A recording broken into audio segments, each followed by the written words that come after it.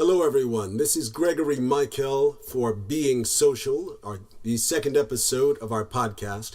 The topic tonight is racial profiling.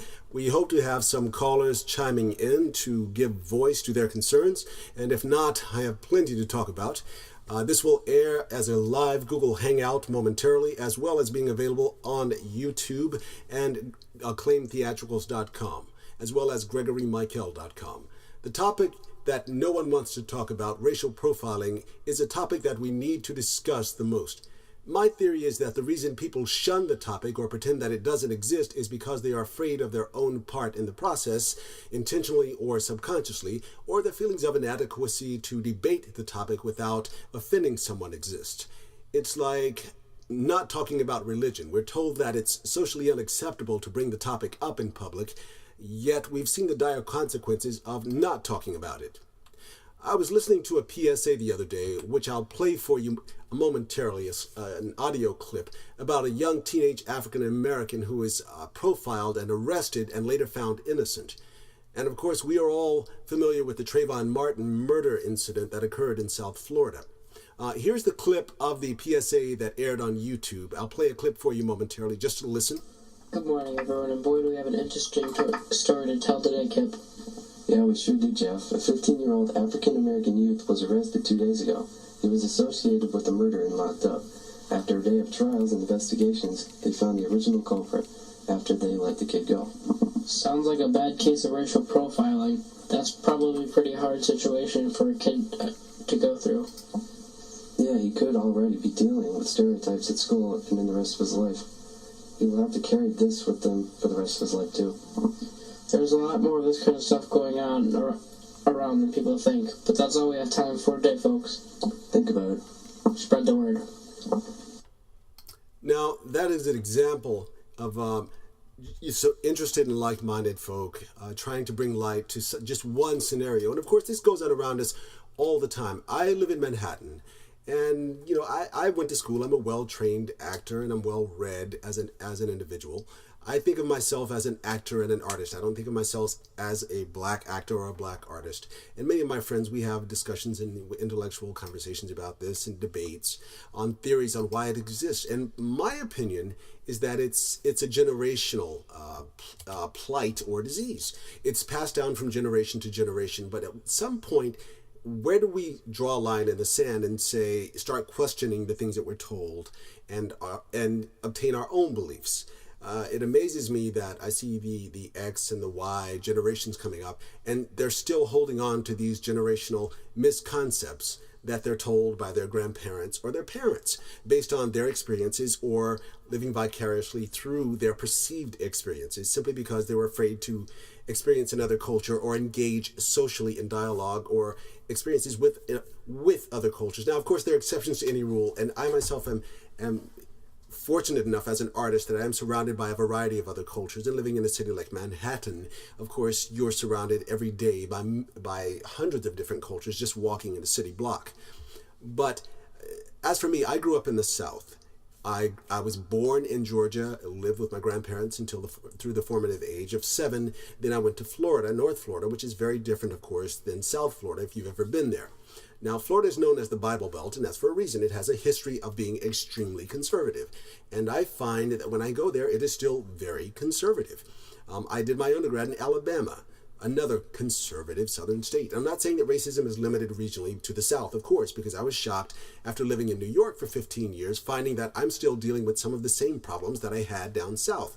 Now, there are differences in the way that it's brought, some of it's in your face, and some of it's more subversive. I walk down the street, no matter how I'm dressed, whether it's in a designer suit, with a briefcase or a backpack, women will look at you and they'll smile and they'll flirt because they're attracted to you 1 second. It's not about hubris, it's a fact. My friends have been with me and seen it. They flirt with you, and in the same instant, a couple seconds later, they're grabbing their purse, and they even look embarrassed because they know that what they're doing is on a subconscious level is wrong, yet they still don't fight the programming.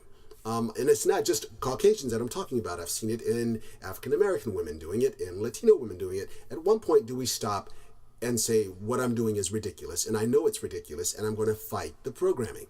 well, I'm speaking from a personal level, and again, that's why this is an open forum, and inviting others who are interested to come on in, to chime in. I'd more than welcome you to. I've just activated the Google Hangout. You're all welcome to join in, of course. I look forward to it. We have a couple people who joined the event invite that I put online. It's an open forum. You're welcome to log in. This is Gregory Mikell again for being social. Welcome to the Google Hangout. I just sent out a couple invites, and hopefully someone will be chiming in, but nonetheless I have plenty to talk about in the event that no one does. Now this is new. This is our second episode, and next week we'll be talking about, every week at this time on Friday will be different topics. Next week we'll be talking about the student loan crisis. So again, do chime in. It's an open forum. It's your opportunity to compare your thoughts and your ideas and ideals with others who are of concern. Now, again, I grew up in the South, and I grew up with an incredible grandmother. She was born in 1910 in rural Georgia. She lived through, like many of her generation, your grandparents or great-grandparents, through the early 1900s. They saw some of the worst racial crises in American history, as shameful as that may be. She managed to still have a very peaceful, forgiving, and embracing spirit of everyone and anyone. And I'm so fortunate and blessed to have been raised by her in the formative years, because that is the way that I live my life. And I believe in respecting everyone, giving everyone the benefit of the doubt. Race is not how I look at someone. I look at you as the quality of person. If we can all strive for that, and if you are striving for that, then kudos. I'm glad to have you as a like-minded person and civil being, to call you my friend, or mankind. There are a lot of misconceptions, like I said, being raised in the South. When I first came to New York in 1996, you hear all the stories about, well, they're very mean, don't look at anyone in the eyes. And I find that that's ridiculous, of course, after having lived here, because now I'm one of those people who I consider myself more of a northerner now than I do a southerner. But I find that some of that still holds true. I think that's where that wall, that invisible wall that we have when we walk around the streets of New York, we're all in our bubble. We don't want to make eye contact. Our eyes are glued to our phone. We encounter someone who's different, and it shocks us, some of us. I see a lot of paranoia, and people are so afraid. I was walking behind this gentleman the other day, and he was looking over his shoulder, not just at me, but at everyone around him. He was so paranoid. I'm thinking, wow, this guy must have a wad of cash in his pocket. He's afraid, or he just won the lottery or something, because he was really paranoid. But it's just like, there's so much paranoia and so many walls thrown up. How do we break down that wall and communicate? How do we begin a dialogue where we're not pensive, we're not threatened, by engaging with our fellow citizens and mankind, to say, okay, this is a problem that we cannot solve until we have an open dialogue, an open discussion. I think about 2008, when the economic crisis began. These guys are on Wall Street. They stole, literally pilfered, the global economy. They almost bankrupted the global economy. These guys are walking around in thousands of dollars in suits, and they are rewarded for thieving. But the man on the street who's working 2 jobs, trying to support his family, he's the guy that you're afraid of on the street that's going to take something from you. When this man, the average man on the street, will more likely be penalized 10 times more than a Wall Street banker, who certainly deserves it, for having a few grams of pot in his car or in his pocket, or because he dresses a certain way, or because police have been told that you need to profile this particular demographic of the population on any given week to meet a quota or to keep them in line. When do we start fighting the programming? I think that society has to stand up. We have voices. We have technology. When something happens, we have Twitter, and that's a great resource. But when do we give voice? When do we start fighting the programming, fighting the system? We become so programmed to be afraid of each other. I find that that's one of the main things that we have to learn to overcome, that we have to start engaging in dialogue, not being afraid to talk about it. Here's a scenario. About a year ago, I was working, as you know, I'm an actor, so I was working with a fellow actress. We were having lunch, and it was back when Obama won the first election. So it was about a week later, and she said to me, now that we have an African-American president, the race issue is now over. My response, deer in the headlights. I'm looking at this woman like, I've known you for years, and you actually said that to me. How incredible. And that just confirmed that we have so much work to do to understand each other, to understand this topic that is so hypersensitive, that is so, downplayed. It's like, what that said to me is that, okay, I don't understand what's really going on in your world that you deal with, but I'd rather pretend that it doesn't exist and we can wipe the slate clean and start over. I wish that were true.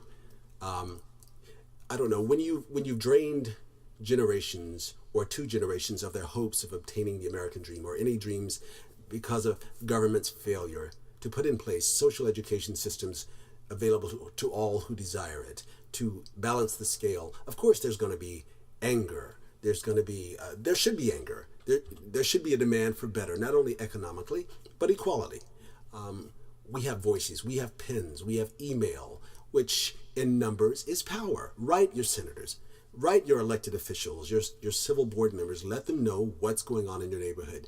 I was walking down the street a year ago on my block, nearing my apartment, and a police officer stopped me and he said, "Sir, I'm sorry, someone was just assaulted on the other tower of your building."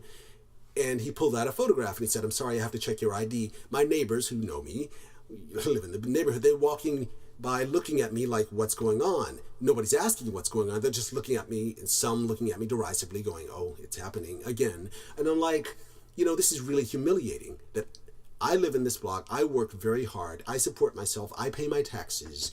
I pay your salary as an officer. And I have to say, the officer was polite. He was very polite. He wasn't aggressive. It wasn't abusive. He didn't frisk me, do anything like that. He asked for my ID. He pulled out a photograph of the assailant that they were pursuing, showed me. The man looked absolutely nothing like me whatsoever. My response was, this doesn't look anything like me at all. He couldn't say anything other than, "Sir, I'm sorry. I have to do this. It's my job. I'm told I have to do this. We're doing it to everyone on the block." Yet I saw several people walking past me that were not stopped, were not harassed. And this kind of thing happens so much. Like I said, I grew up in the South. I had problems when I was in college. I've been stopped because I had Caucasian friends in the car with me when I was driving cross country.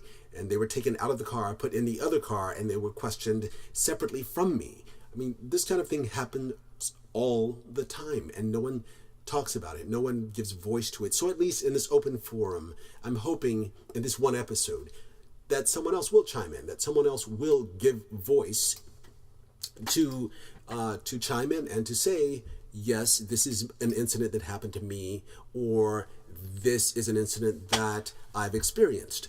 I don't know what your experiences are, but hello everyone. This is Gregory Mikell moderating. Sorry about that. Just that's the podcast that I put up, the video on YouTube. You can check that out. That's the introductory, the first episode, and of course, again, you're welcome to chime in anytime you like to give voice to your experiences. If you have any whatsoever that you find challenging, by all means, do give us a call. So that's my story. That's what's been going on with me. Again, if you have anything you'd like to add, by all means, ring in. So again, coming from the South, I have experienced a lot. I don't know what it's like in your experiences, if you've experienced anything.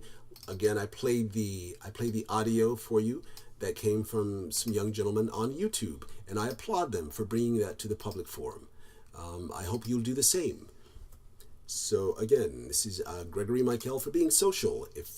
We'll keep the line open. You're welcome to call and let us know what's going on with you. Any issues? Again, if you don't chime in this week, by all means, chime in next week. Okay, this is Gregory Mikell for Being Social. We have our first caller in tonight. I'm sorry, go ahead. This is Linda calling in. And where are you calling in from, Linda? What state are you? I'm calling from Jacksonville, Florida. Jacksonville, Florida. That's what part of Florida is that? This is the West Coast or East Coast or Northeast? Okay. And how'd you hear about our podcast tonight, Linda?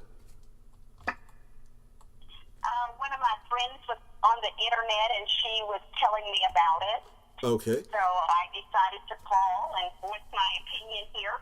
Well, welcome. We're glad to have you. You're our first caller, so we're definitely glad to have you. I hope that this won't be the last time that you call in. So tell us, what compelled you? What is your concern? What is your experience, perhaps, or that you'd like to express regarding racial profiling?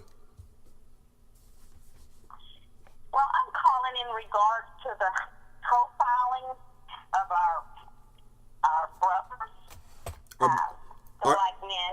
men and older men.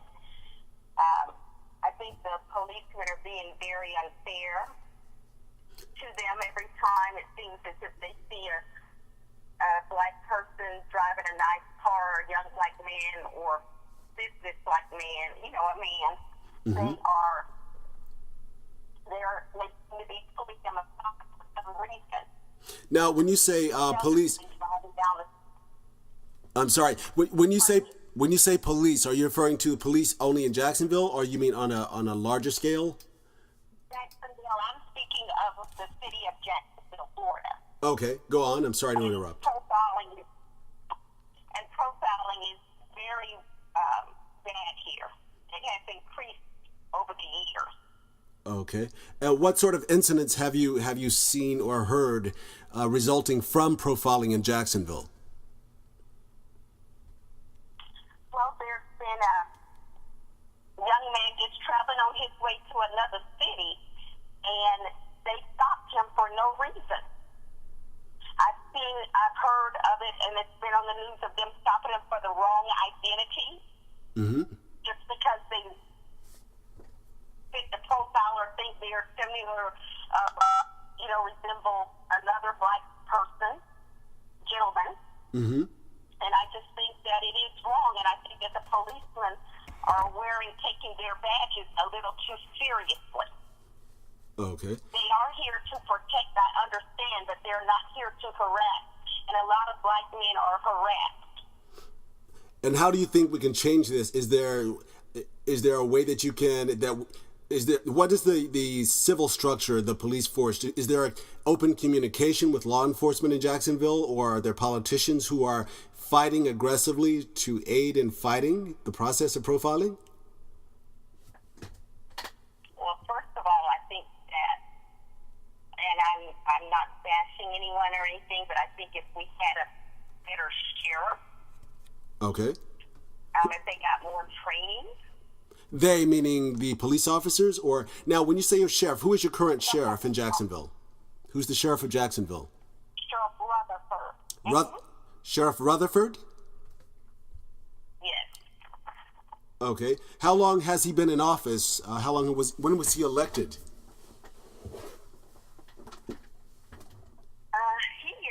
He's on his second term. And I'm thinking that's going on about 5 years now. Okay. So you were saying that the police officers also need better training. What recommendations do you think that they're lacking? What kind of training are they lacking, not getting, that they should have?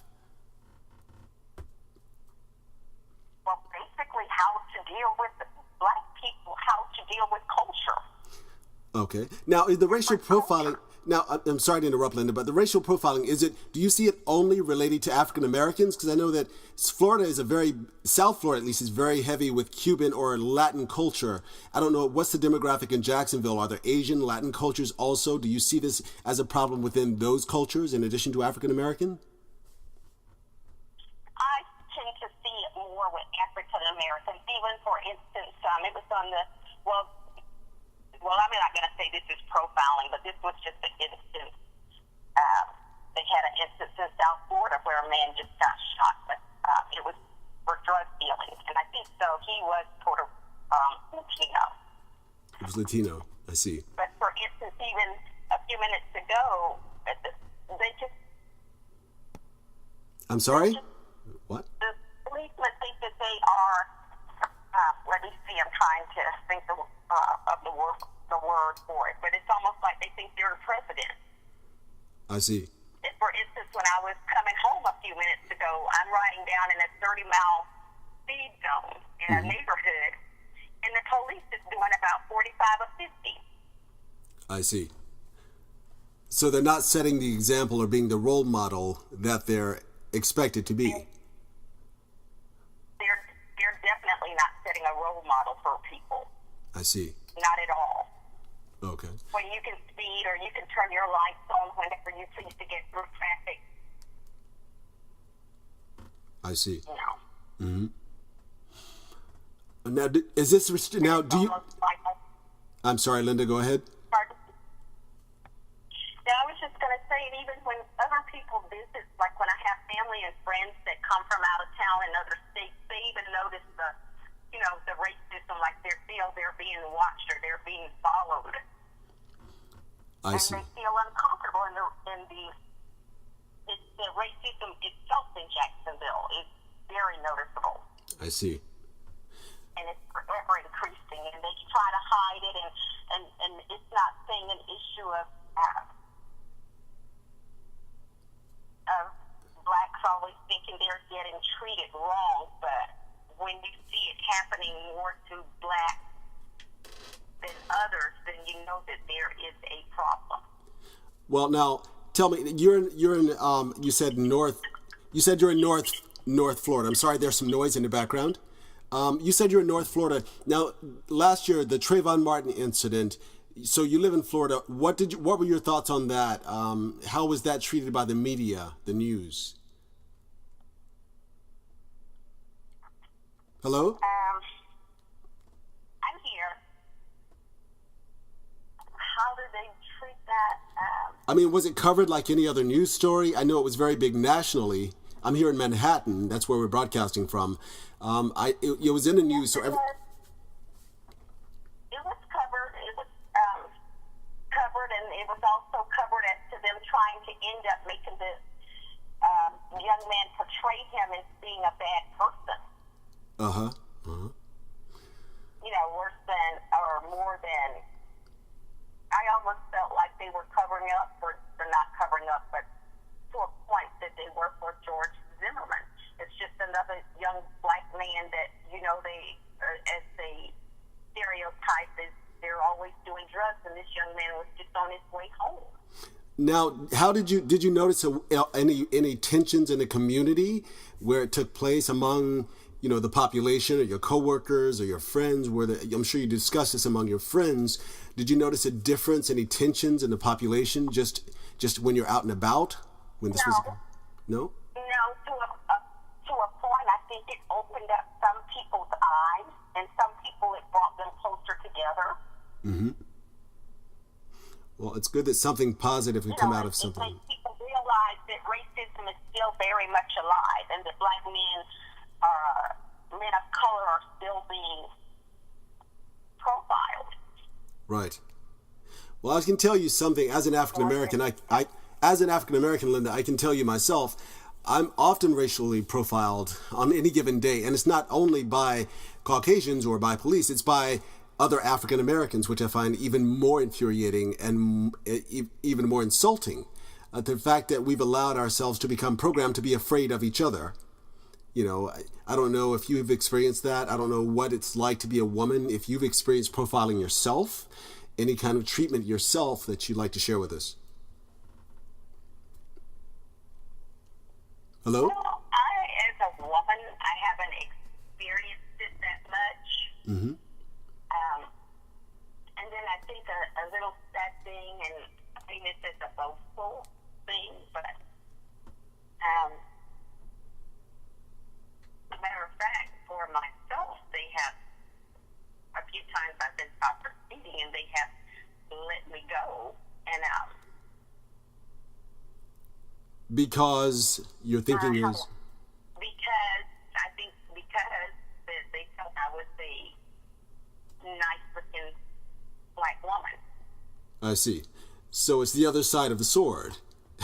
If you're a man, you risk the. Pardon me? I said, so it's the other side of it's a double-edged sword. If you're an African American male or a male of color, or Latino or whatever, you risk harsher punishment. But if you're an attractive woman of color, then perhaps you're just given a slap on the wrist or a wink and a nod, and you're on your way. Is that what you're saying? Yes. I see. All right then. But I still feel it's very unfair to the black men. Mm-hmm.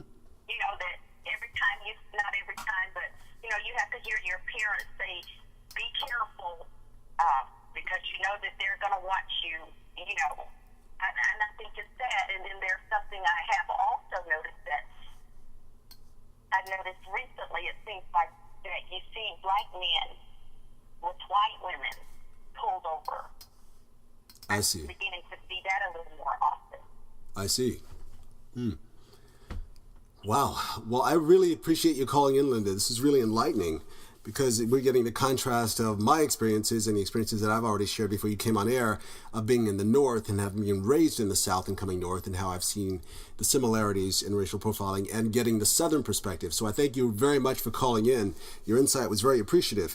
You can listen to this podcast online on youtube.com tomorrow morning, as well as on Acclaim Theatricals website, acclaimtheatricals.com, and on Gregory's my website, gregorymikell.com. Again, this is Gregory Mikell for Being Social. So here we are. I've just received an invite accept from Eventbrite. We have another caller who will be phoning in momentarily. Our second caller of the evening. You listened to Linda earlier from North Florida, and she had some very interesting insight to talk about what she perceives is happening to young men of color in North Florida, in Jacksonville.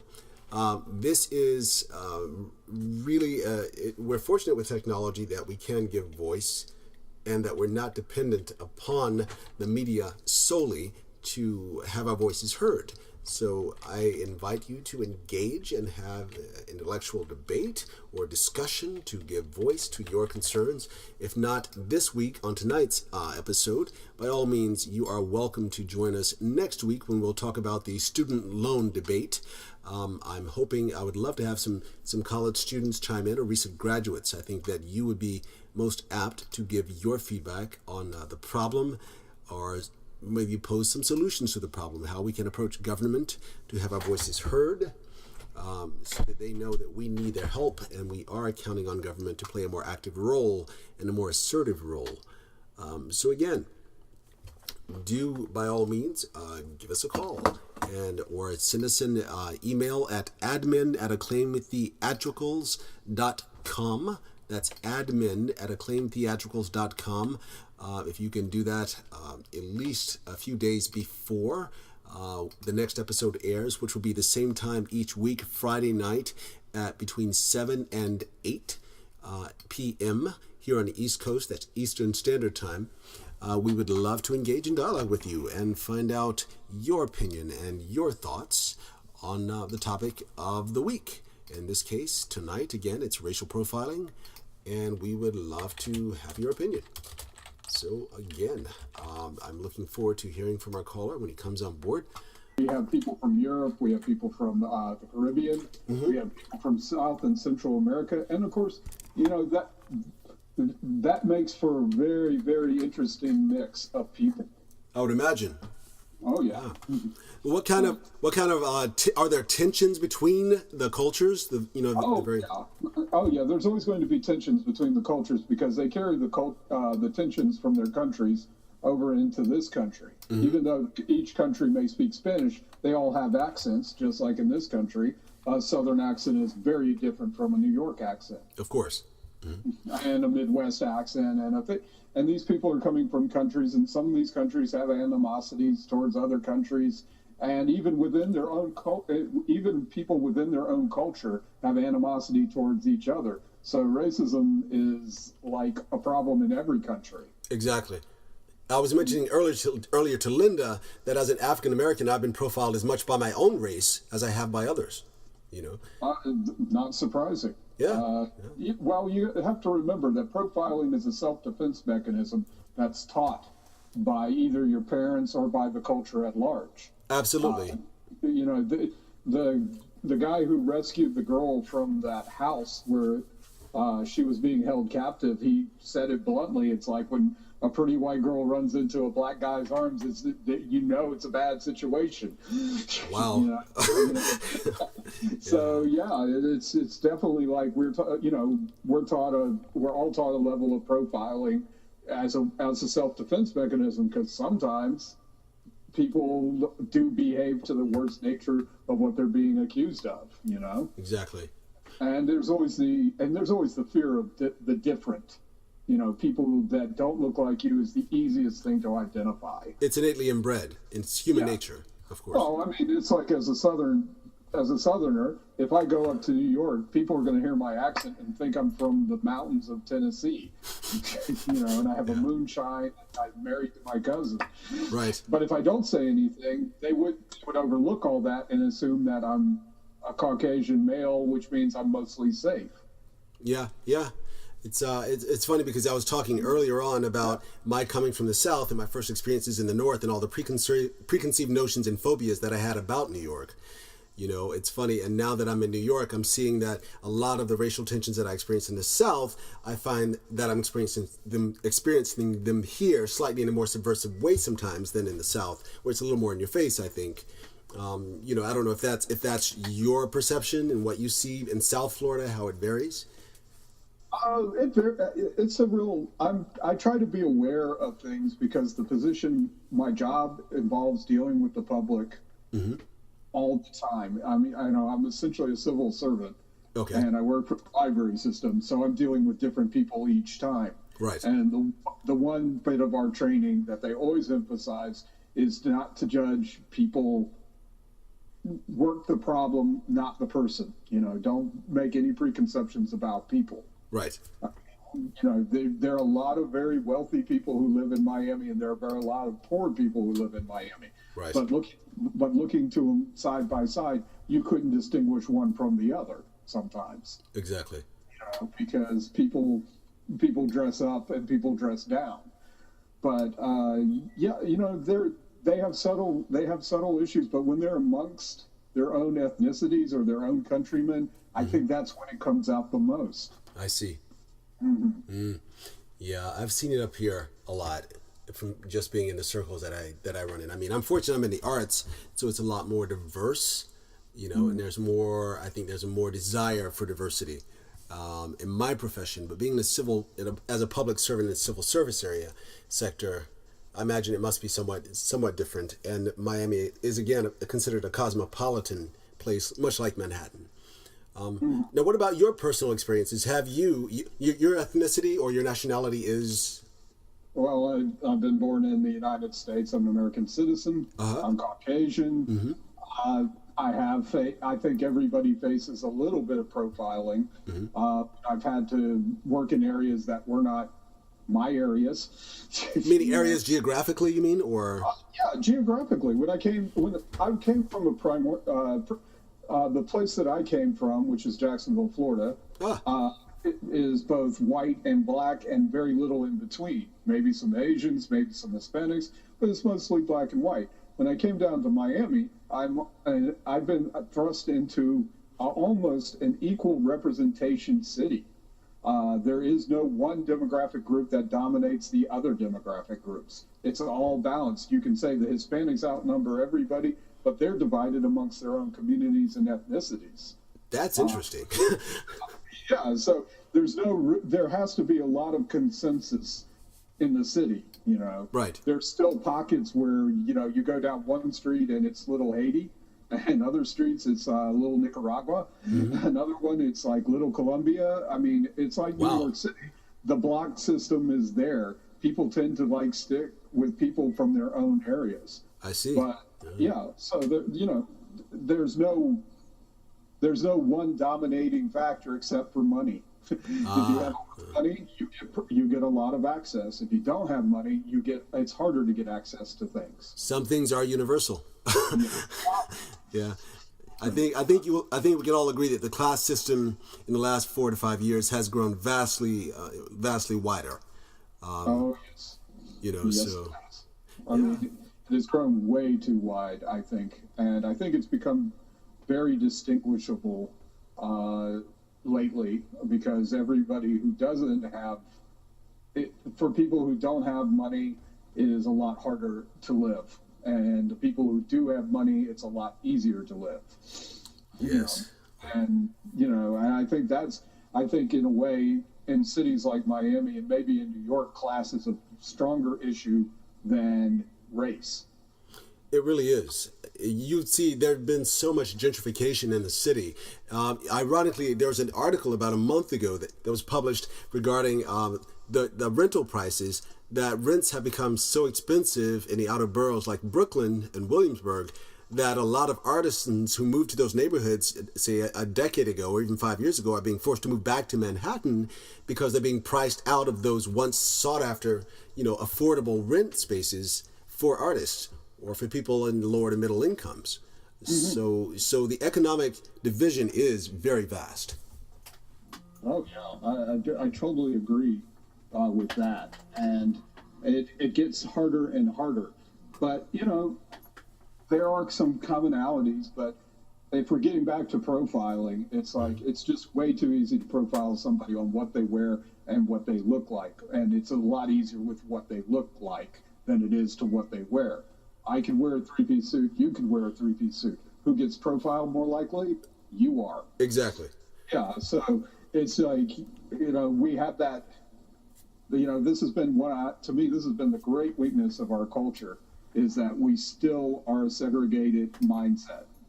Yes, we are. And it's programming. Like I said at the top of the broadcast, before Linda came on, I said it's generational. It's taught from our grandparents to our parents, and I was talking about the Y in the X generations, that I'm amazed that youths in their 20s and early 30s are still buying into, that misconception. It's like, they're going to buy into it because it explains everything to them. It switches off the thinking process when you start judging people by appearance. Right. I work in a library that has a lot of Asians coming in, and one of my colleagues, a person from South America, said, "Wow, these guys are really smart. They must be really good in mathematics." And I'm like going, "How can you tell that from what the kid is checking out? He's checking out the same things other kids check out. He's not checking out calculus books." Wow. And it just said, "Well, they're just supposed to be good at that." And you're like, "Well."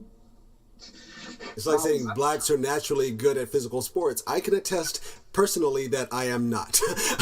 It's but that's what that is a part of the perception in the media, though, and people, and everybody knows of that one person who is gifted athletically. Of course, Michael Jordan, to be black, who got a full scholarship to a university, and then maybe to a professional team after that. Of course.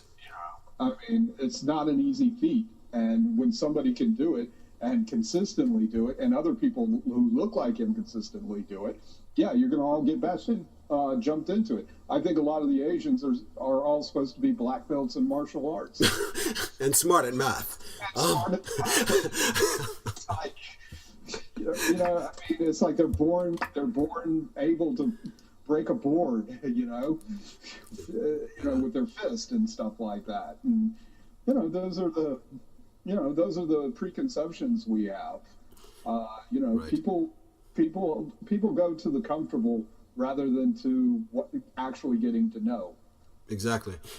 Tell me, what is your opinion? I was talking about this earlier, that racial profiling is sort of like religion. It's one of those things you're taught you don't talk about in public, or people tend to shun it as a topic. Do you have any thoughts on why that might be? Because it makes people uncomfortable. A lot of the ignorant things that people know about other races sound stupid after they say it. Yes. Or when somebody tries to correct them. And, as anyone knows, that being corrected by anybody when you're so sure you're right, or when it's something you've been told, is not a comfortable feeling. Right. You can make assumptions about people all the time. It's easier to make the general assumption rather than the person as an individual. Right. It's just that way. And also, I think this is a problem we have with propaganda in this country. World War II, we really did a good job of propaganda against people who are our enemies. And when the Cold War came along, we made a lot of propaganda about those people. And it made it easy for us to think about them as being an enemy rather than as a human being. Right. And when the Cold War ended, it just carried on into whatever group we were having problems with. I guess the Muslims would be the problem now. It's something we're more comfortable with when this stuff is given authority. And when it comes to dealing with races, there was a lot of propaganda against race. Right. You know, Japanese were treated horribly in World War II. Of course. Yeah, and blacks, of course, have always been treated horribly. You know, I mean, and it's like, you know, homosexuals, the same deal. People who are extremely religious have been treated pretty badly, and people with no religion have been treated badly. So, Right. you know, go down the list of things. If you speak only Spanish, you're treated badly. If Right. you know, it's like illegal aliens now. Everybody treats that, you know, everybody's propagandizing one way or the other against it, you know, or for it. Right. You know, not realizing that you can be as dark as black as black can be, and be from a South American country. Yeah, and be exactly. as pale as you can be, and be from a South American country.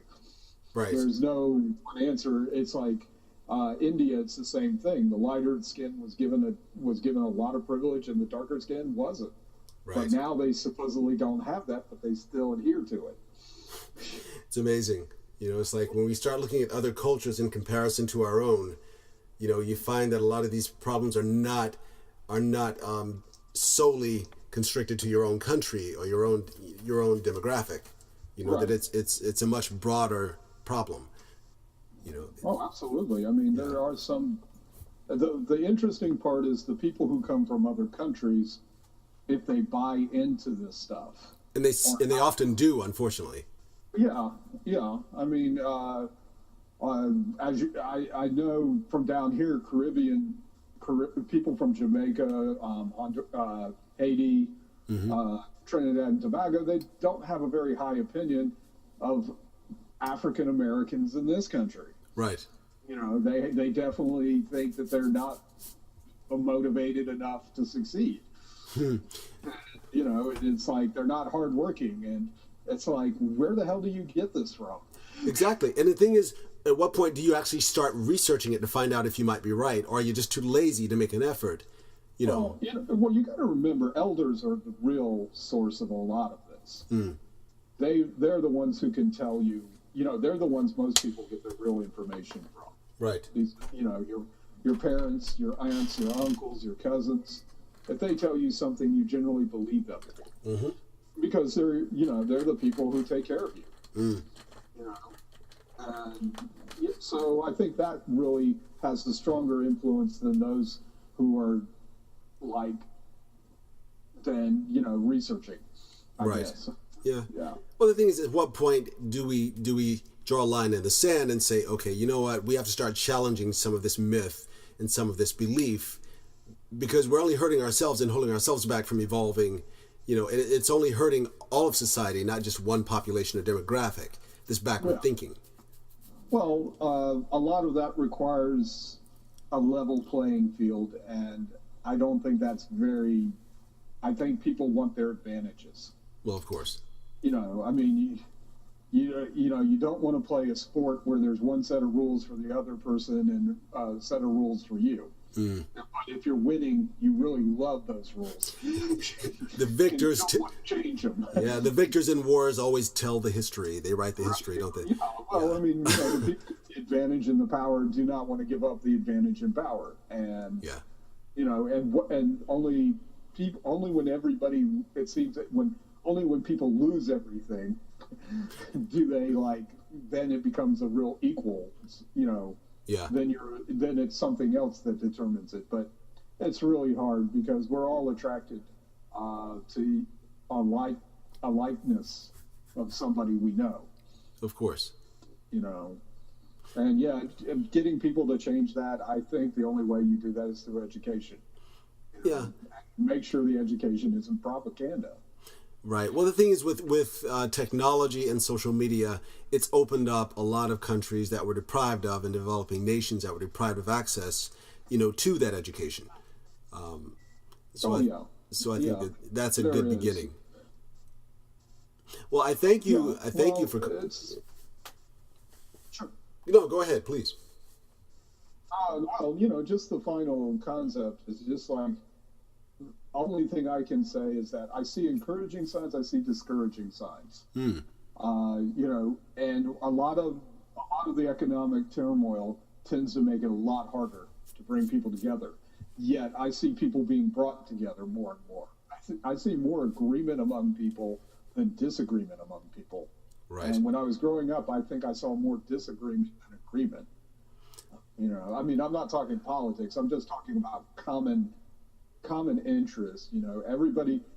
Nobody wants to be in credit card hell. Nobody wants to be in debt. Right. Everybody wants good education. Everybody wants decent health care.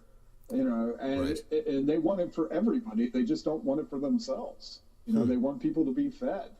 Right. Yeah. Well, it's funny because you mentioned the debt, because the next topic of next week will be the student loan crisis. So again, I thank you for taking interest in calling in. You certainly had some interesting insight. For both of our callers, Linda, thank you again. Bruce, thank you again. And again, join us. You can go to acclaimtheatricals.com. You'll see this podcast live there listed, as well as on YouTube. That's Being Social is the name of the podcast. This is episode 2. And this is Gregory Mikell for Being Social. Thank you all for listening, and do subscribe to our channel and look for us on Eventbrite, where you can register every Friday at this time between 7 and 8 p.m. We look forward to hearing from you. Thank you.